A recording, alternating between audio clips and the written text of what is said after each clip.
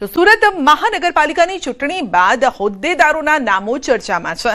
સુરતમાં જીત બાદ હવે મેયરના નામને લઈને ચર્ચાઓ તેજ થઈ છે। અનેક મોટા નેતાઓના નામ ચર્ચામાં છે। મેયર, ડેપ્યુટી મેયરના નામ માટે અનેક નામ અત્યારે રેસમાં ચાલી રહ્યા છે।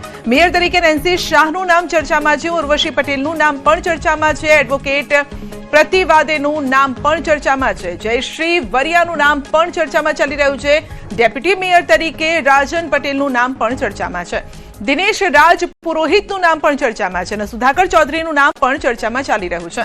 બાયદસ પાર્ટીનું નામ પણ ચર્ચામાં ચાલી રહ્યું છે। સ્ટેન્ડિંગ ચેરમેન તરીકે દક્ષેશ માવાણીનું નામ ચર્ચામાં, રાજન પટેલનું નામ પણ ચર્ચામાં છે। બ્રજેશ ઉનડકટનું નામ ચર્ચામાં, હિમાંશુ રાવલનું નામ ચર્ચામાં છે। શાસક પક્ષના નેતા દિનેશ રાજ પુરોહિતનું નામ ચર્ચામાં છે। અમિત રાજપૂતનું નામ પણ ચર્ચામાં અને સુધા પાંડેનું નામ પણ ચર્ચામાં ચાલી રહ્યું છે।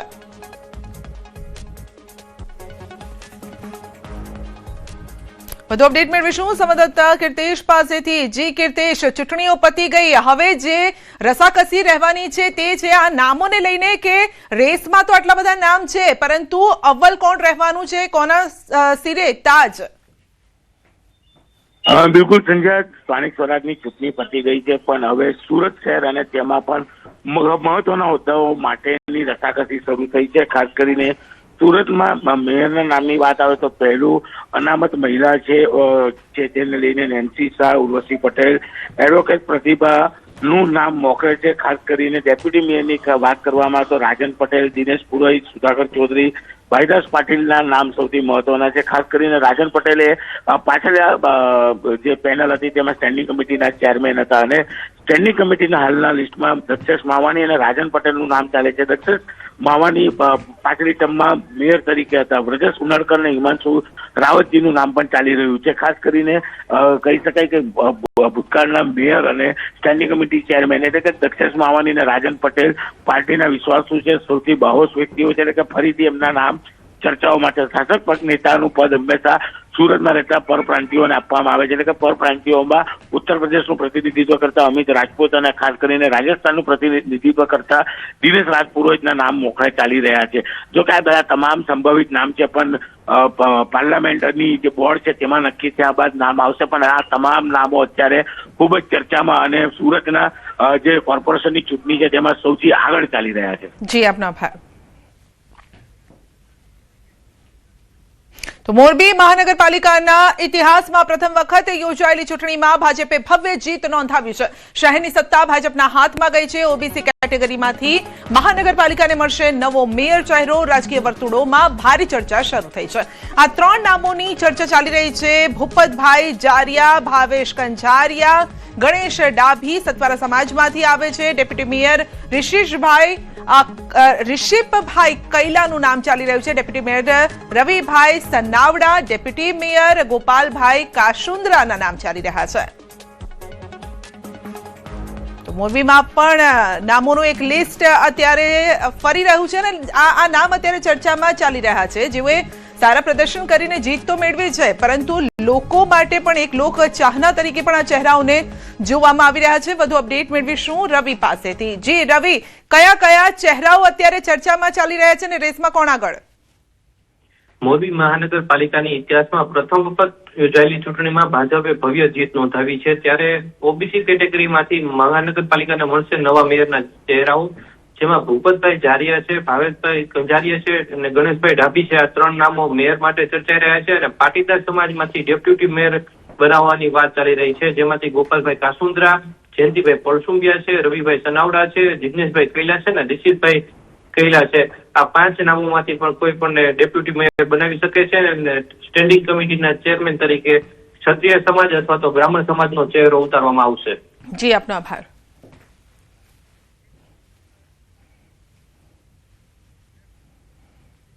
પોરબંદર મહાનગરપાલિકા મેયર પદના દાવેદાર અનેક મોટા નેતાઓના નામ ચર્ચામાં છે। મેયર, ડેપ્યુટી મેયરના નામ માટે અનેક નામ અત્યારે રેસમાં આગળ ચાલી રહ્યા છે। સાગર મોદી પોરબંદર શહેર ભાજપ પ્રમુખ વોર્ડ નંબર 9 માંથી ચૂંટણી લડી હતી। લોહાણા સમાજમાંથી તેઓ આવે છે।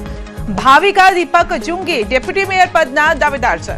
વિક્રમ ઓડેદરા પોરબંદર મહાનગરપાલિકા મેયર પદના દાવેદાર અને સ્ટેન્ડિંગ કમિટીના ચેરમેનના દાવેદાર છે. પોરબંદર જિલ્લા પ્રમુખ ભાજપ પ્રમુખ છે, પૂર્વ ભાજપ પ્રમુખ છે અને ભાજપના આગેવાન છે તેઓનું નામ ચર્ચામાં છે. ધર્મેશ પરમાર મેયર પદ તથા સ્ટેન્ડિંગ કમિટીના ચેરમેનનું સંભવિત આ નામ પણ અત્યારે ચર્ચામાં ચાલી રહ્યું છે. દાવેદાર તરીકે જોવામાં આવી રહ્યા છે.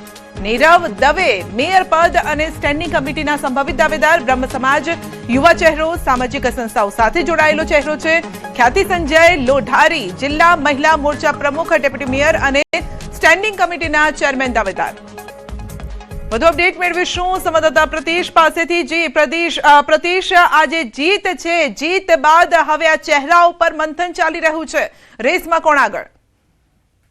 જી સંધ્યા, જે રીતે મહાનગરપાલિકામાં 52 બેઠક પર ભાજપે કબજો કર્યો છે, ત્યારબાદ મેયર પદના દાવેદારની વાત જો કરવામાં આવે તો સૌથી પહેલા અત્યારે હાલ સાગર મોદી જે છે તેમનું નામ ચર્ચામાં છે.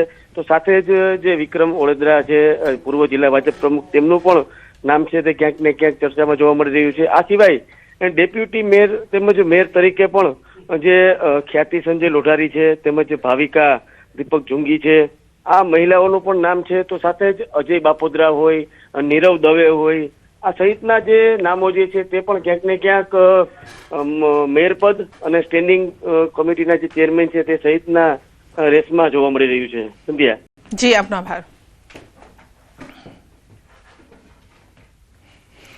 વલસાડ મહાનગરપાલિકામાં ભાજપનો ભગવો લહેરાયો છે. પાલિકાની 37 બેઠકો પર ભાજપના ઉમેદવારોનો વિજય. વાપી મનપાના પ્રથમ મેયર બનવાની હોડ લાગી છે. વાપી મનપાના પ્રથમ મેયર પદ પછાત વર્ગ સ્ત્રી માટે અનામત છે અને ભાજપમાંથી વિજેતા થયેલ મહિલાઓમાંથી બનશે મેયર. તો મેયર પદ માટે મિત્તલ નંદાણીયા, ઉન્નતિ પટેલ, પ્રિયંકા કહારના નામ રેસમાં છે. ડેપ્યુટી મેયરના દાવેદાર મિતેશ દેસાઈને ગણવામાં આવી રહ્યા છે.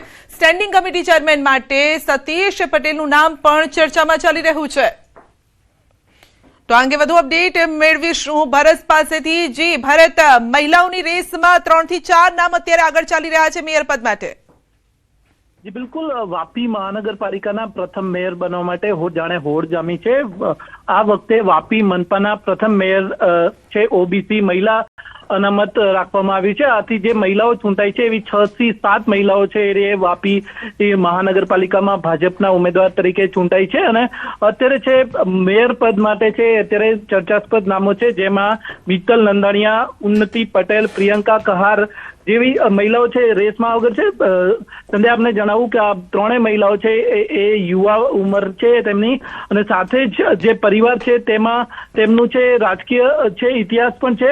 આ સાથે જ જેને જોવા જઈએ તો ડેપ્યુટી મેયરના દાવેદાર તરીકે મિતેશ દેસાઈને માનવામાં આવી રહ્યા છે. દેસાઈ કોમ્યુનિટી અને દેસાઈ મતદારો અહીંયા આગળ મોટી સંખ્યામાં હોવાથી આ પણ એક નામ ચર્ચામાં છે. સાથે જ સ્ટેન્ડિંગ કમિટીના ચેરમેન તરીકે સતીશ પટેલનું નામ ચર્ચાઈ રહ્યું છે. આમ જોવા જઈએ તો જે નામો ચર્ચાઈ રહ્યા છે તે અગાઉથી જ અનુભવી છે અને વર્ષોથી વાપી મહાનગરપાલિકા અને અહીંયાના જે છે રાજકીય અને અહીંયાની ભૌગોલિક પરિસ્થિતિથી પણ વાકેફ છે. આથી અત્યારે આ નામો ચર્ચાઈ રહ્યા છે ને જેટના મહિલાઓ માટે અનામત છે આ વખતે ઓબીસી મહિલા માટે, તેને લઈને અત્યારે એ છે એ ચર્ચાનું બજાર ગરમ છે. જી બિલકુલ, આપનો આભાર. વડોદરા મનપામાં ભવ્ય વિજય બાદ હવે તાજ માટે કવાયત શરૂ થઈ છે. મેયર પદ માટે એસસી લોબીમાં રેસ.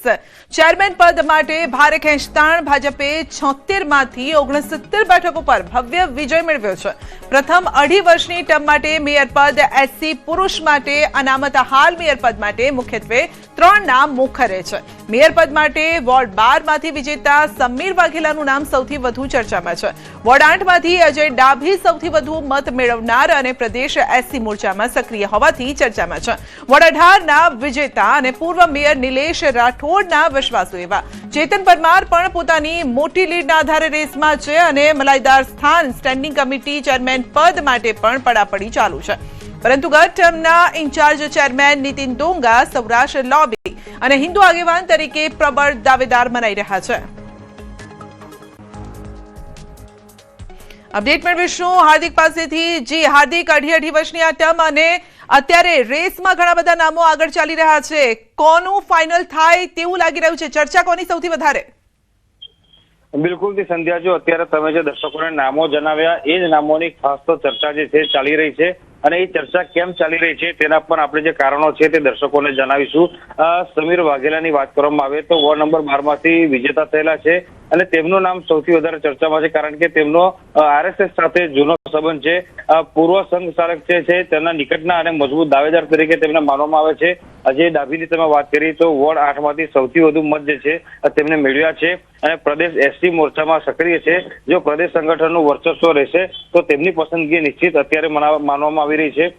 ત્રીજું નામ જે છે ચેતન પરમારની વાત કરીએ તો વોર્ડ નંબર 18 ના વિજેતા અને પૂર્વ મેયર નિલેશ રાઠોડ જે છે તેમના તેઓ અંગત છે અને વિશ્વાસુ છે એવા ચેતન પરમાર પણ જે છે પોતાની મોટી લીડના આધારે આ જે મેયર પદ જે છે તેની લિસ્ટમાં જે છે તે જોવા મળી રહ્યા છે.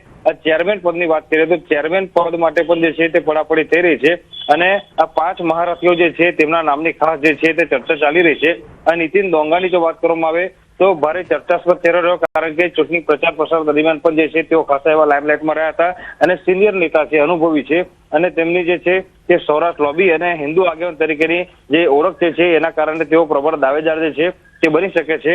અજીત દજીતની વાત કરવામાં આવે તો તે મંત્રી મનીષા વકીલ જે છે તેમના અંગત જે છે તે માનવામાં આવે છે. એ ટૂંકમાં કહીએ તો હવે આ જે તાજ જે છે કોના માથે ચડવાનો છે એની સૌ કોઈ જે છે જી, તો બસ વેઇટ એન્ડ વોચ, થોડા સમયની રાહ જોવી પડશે. આપનો આભાર. નડિયાદ મનપાના પરિણામ બાદ હવે સંભવિતો મેદાનમાં નડિયાદમાં ભાજપની 51 સીટ પર જીત થઈ છે, અને મનપામાં પહેલીવાર થશે મેયરની નિમણૂક.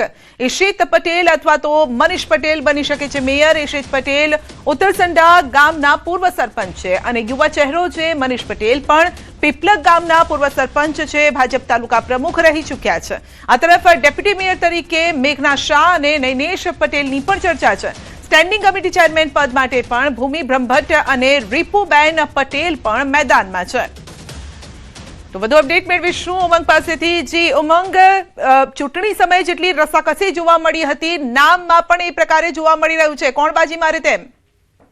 બિલકુલ ચોક્કસ સંધ્યા, વાત કરો તો નડિયાદ જે મહાનગરપાલિકા છે તેની અંદર 52 માંથી 51 સીટ પર ભાજપનો ભગવો લેરાયો છે. સૌથી મહત્વનું જે મેયર નામ માટે જે નામો સામે આવી રહ્યા છે તેનો મુખ્યત્વે 3 જેટલા નામ સામે આવ્યા છે. ઈશિત પટેલ, મનીષ પટેલ, હમણાં થોડા સમય પહેલા જે શિલ્પન પટેલ નામના વ્યક્તિનું પણ નામ સામે આવ્યું છે. ઈશિત પટેલ છે તે ઉત્તરસંડા ગામના સરપંચ છે, યુવા ચહેરો છે, અને પોતે જયારે ગામના સરપંચ હતા ત્યારે ગામની અંદર અનેક વિકાસના કાર્યો કર્યા હતા અને સિટી જેવું ગામ બનાવ્યું હતું. એવી રીતે જે મનીષ પટેલ છે તે પણ ભાજપના પૂર્વ પ્રમુખ, યુવા મોરચામાં પણ રહી ચૂકેલા છે, અને પીપલગ ગામના સરપંચ પણ તેઓ રહી ચૂક્યા છે, તેથી તેમનું પણ નામ ચર્ચામાં છે. જો મહિલા સામાન્ય સીટોના કે જો કદાચ મહિલાને પણ મેયર તરીકે તો ભૂમિના પટેલના નામની પણ ચર્ચા અત્યારે ચાલી રહી છે. ડેપ્યુટી મેયરમાં વાત કરો તો જે મેઘના શાહ છે, જે વિકાસ શાહ છે, નડિયાદના એક ભાજપના આગળ તેમના ધર્મપત્ની છે, તેમનું પણ નામ ચર્ચામાં છે. નૈનેશ પટેલ છે જે પોતે સંજયસિંહ મહિલાના અંગત છે, તેમનું પણ નામ ચર્ચામાં છે. એ રીતે સ્ટેન્ડિંગ કમિટીની વાત કરવામાં આવે તો ભૂમિબેન બ્રહ્મભટ્ટ જે પૂર્વ કારોબારી ચેરમેન પરિમ બ્રહ્મભટ્ટ છે, જે નડિયાદની અંદર એક લોકપ્રિય ચહેરો છે, તેમના કુટુંબીજન છે. તેમજ રીપુબેન પટેલનું નામ પણ સ્ટેન્ડિંગ કમિટીના ચેરમેન તરીકે અત્યારે સામે આવી રહ્યું છે, પરંતુ હવે ફાઇનલના માર્ગ સમગ્ર ચહેરો સ્પષ્ટ થશે. બિલકુલ, આપનો આભાર.